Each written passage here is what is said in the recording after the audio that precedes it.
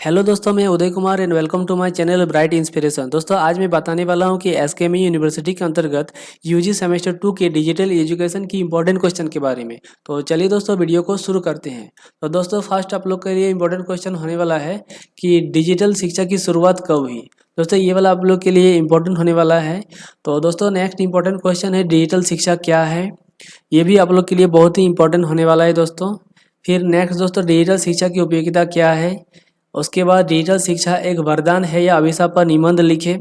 Next दोस्तों वर्तमान समय में बढ़ती ऑनलाइन शिक्षा का छात्रों के जीवन में क्या भूमिका है। तो दोस्तों बताना चाहता हूँ कि जितने भी इंपॉर्टेंट क्वेश्चन हैं सारे इस तरह करके टिक करके रखे हैं, आप इसको देख सकते हैं, स्क्रीनशॉट भी ले सकते हैं। और दोस्तों और एक चीज़ बताना चाहता हूँ कि आप लोग का जो क्वेश्चन आएगा दोस्तों, किसी किसी यूनिवर्सिटी में सिर्फ ऑब्जेक्टिव ही पूछ दिया है, इसलिए आप लोग ध्यान रखिएगा दोस्तों। और ऑब्जेक्टिव सब्जेक्टिव आप दोनों पढ़िए, इससे आप लोग फ़ायदा में रहिएगा दोस्तों। और जहाँ तक मुझे लगता है कि आप लोग का जो क्वेश्चन आएगा सब्जेक्टिव में आएगा। अगर आप सब्जेक्टिव में पढ़ते हैं तो दोस्तों आप लोग के लिए फ़ायदा ये होने वाला है कि आप लोग सब्जेक्टिव में तैयारी कीजिएगा तो उसके साथ साथ आप लोग का ऑब्जेक्टिव भी हो जाएगा। इसलिए दोस्तों आप लोग ध्यान दीजिएगा कि सब्जेक्टिव में ज़्यादा फोकस कीजिएगा। इससे क्या होगा कि आप लोग का ऑब्जेक्टिव भी उसके साथ साथ बन जाएगा। तो दोस्तों और एक चीज़ बताने वाला हूँ कि आप लोग जो क्वेश्चन आएगा दोस्तों हिंदी से भी आ सकता है, इंग्लिश से भी आ सकता है। इसके लिए यूनिवर्सिटी से कोई क्लियर नहीं किया गया है। तो मुझे लगता है जहाँ तक कि आप लोग का हिंदी से ही आएगा, लेकिन दोस्तों आप लोग दोनों तरह से पढ़ के जाइएगा जिससे आप लोग का परीक्षा में कन्फ्यूजन ना हो।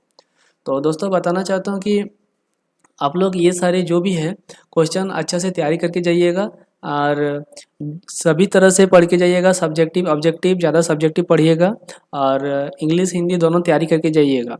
तो चलिए दोस्तों फर्स्ट इंपॉर्टेंट क्वेश्चन पे आते हैं। डिजिटल शिक्षा की शुरुआत कब हुई। ऑनलाइन शिक्षा प्रणाली में इसे शिक्षा का नवीनतम रूप माना जाता है। हम अपने शिक्षक से इंटरनेट से मिलते हैं और लैपटॉप या सेलफोन के माध्यम से उनसे मिलते हैं और अपना ज्ञान प्राप्त करते हैं। वर्ष 1993 यानी 1993 से ऑनलाइन शिक्षा को वैध शिक्षा के रूप में स्वीकार किया गया है। तो दोस्तों इसमें बताना चाहता है कि डिजिटल शिक्षा की शुरुआत कब हुई।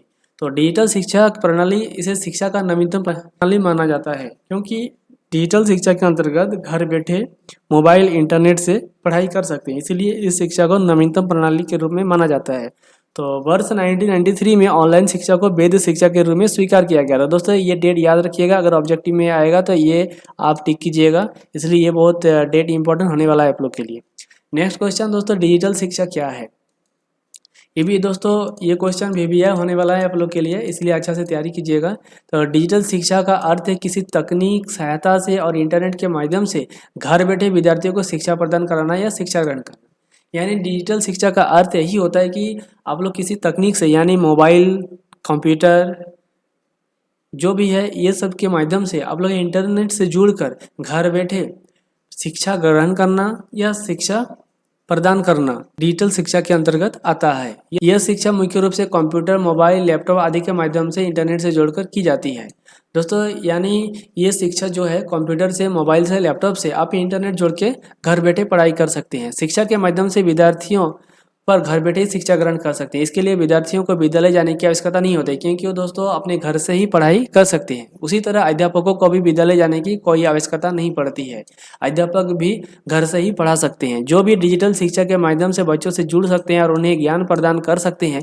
डिजिटल शिक्षा में एक अध्यापक एक साथ अपने सभी विद्यार्थियों को भी पढ़ा सकते हैं। यानी दोस्तों डिजिटल शिक्षा में बच्चा घर से पढ़ सकते हैं और शिक्षक भी घर से ही सारे बच्चे को एक साथ सबको पढ़ा सकते हैं। नेक्स्ट इंपॉर्टेंट क्वेश्चन है दोस्तों डिजिटल शिक्षा की उपयोगिता क्या है। इस शिक्षा की उपयोगिता क्या है। तो वर्तमान समय में डिजिटल शिक्षा का महत्व बहुत बढ़ गया है, क्योंकि इससे विद्यार्थियों के कई प्रकार के लाभ मिलने लगे हैं। विद्यार्थियों को घर बैठे ही शिक्षा प्रदान होने लगी है। उनका विद्यालय में आने जाने का समय भी बचने लगा है। बच्चा अब विद्यालय आने जाने का उसका टाइम भी बच जाता है, क्योंकि वह घर से ही पढ़ाई कर लेते हैं। और कोरोना वायरस नामक महामारी के बाद डिजिटल शिक्षा का चलन और भी बढ़ गया, क्योंकि उस टाइम स्कूल सारे बंद था, तो उस टाइम से डिजिटल शिक्षा का प्रणाली भी बहुत ज़्यादा बढ़ गए हैं। इस प्रकार की शिक्षा के माध्यम से बच्चों को इस महामारी से बचाया जा सकता है। नेक्स्ट इंपॉर्टेंट क्वेश्चन आप लोग के लिए दोस्तों, ये बहुत इंपॉर्टेंट है दोस्तों, VBI होने वाला है। डिजिटल शिक्षा एक वरदान है या अभिशाप पर निबंध लिखे।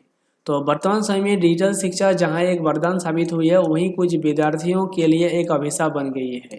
जहाँ कुछ विद्यार्थियों के लिए डिजिटल शिक्षा परेशानी भी बन गई है। डिजिटल शिक्षा प्राप्त करने में कुछ कमियां हैं जिनसे कुछ विद्यार्थी इस शिक्षा के माध्यम से ज्ञान प्राप्त नहीं कर सकते। इसका अधिक उपयोग में बच्चों को शारीरिक और मानसिक रूप से बीमार कर रहा है।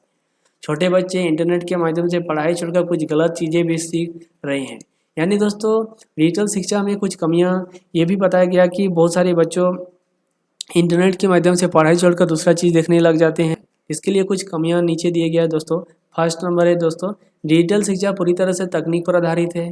कंप्यूटर, लैपटॉप, मोबाइल और इंटरनेट के अभाव से डिजिटल शिक्षा द्वारा शिक्षा ग्रहण नहीं कर सकता है। क्योंकि अगर कंप्यूटर, मोबाइल, लैपटॉप नहीं रहेगा तो वो डिजिटल शिक्षा ग्रहण कर ही नहीं सकता है। क्योंकि तकनीक के माध्यम से होता है तो उसके लिए कंप्यूटर, लैपटॉप जो चाहिए शिक्षा ग्रहण करने के लिए। सेकंड नंबर दोस्तों, डिजिटल शिक्षा बहुत ही खर्चीला शिक्षा है, क्योंकि इसके लिए आप लोग को कंप्यूटर, मोबाइल खरीदना पड़ेगा। पैसे के अभाव में इस शिक्षा का उपयोग नहीं कर सकता है। अगर किसी के पास पैसे की कमी है तो वो इस शिक्षा को ग्रहण नहीं कर सकता। तीसरा नंबर दोस्तों, लैपटॉप, मोबाइल, कंप्यूटर आदि पर लगातार बैठे रहने से विद्यार्थी के शरीर और मानसिक रूप से हानिकारक है। अगर कोई बच्चा any time laptop, mobile, computer आदि पर बैठे रहता है तो उसके लिए मानसिक बीमारी भी उत्पन्न हो जाती है, इसलिए बहुत हानिकारक भी है। चौथा नंबर दोस्तों, डिजिटल शिक्षा का जरूरत से ज़्यादा उपयोग भी विद्यार्थियों के लिए माता पिता पर बोझ लगने लगा। नेक्स्ट क्वेश्चन दोस्तों, आर्थिक रूप से कमजोर माता पिता अपने बच्चों को इस प्रकार की शिक्षा उपलब्ध नहीं करा सकते, क्योंकि कंप्यूटर, मोबाइल खरीदना हर एक माता पिता के लिए संभव नहीं है, इतना खर्चा नहीं उठा सकते। नेक्स्ट दोस्तों, पहाड़ी क्षेत्रों के विद्यार्थियों को भी इंटरनेट की कमी के कारण वो डिजिटल शिक्षा ग्रहण नहीं कर सकते, क्योंकि पहाड़ी क्षेत्र में इंटरनेट की कमी होने के कारण वहाँ ऑनलाइन पढ़ाई की सुविधा नहीं हो सकती है। क्योंकि जब तक इंटरनेट अवेलेबल नहीं रहेगा तब तक ऑनलाइन पढ़ाई नहीं हो सकती है, डिजिटल पढ़ाई, एजुकेशन संभव ही नहीं। इस प्रकार दोस्तों सारे क्वेश्चन को आप लोग अच्छे से पढ़ लीजिएगा। ऊपर में सारे टिक करके रखे हैं, आप लोग इसका स्क्रीनशॉट ले लीजिए। अगर आप लोग में से किसी को इसका PDF चाहिए तो मुझे व्हाट्सएप में मैसेज कीजिए, आप लोग को PDF प्रोवाइड करा दूंगा। तो दोस्तों वीडियो को यहीं समाप्त करते हैं। तो दोस्तों बताना चाहता हूँ कि इस तरह वीडियो आप लोग देखने के लिए चैनल को लाइक, सब्सक्राइब कीजिए और जुड़े रहिए इस चैनल पर। थैंक यू दोस्तों। जय हिंद, जय भारत। फिर मिलते हैं नेक्स्ट वीडियो में।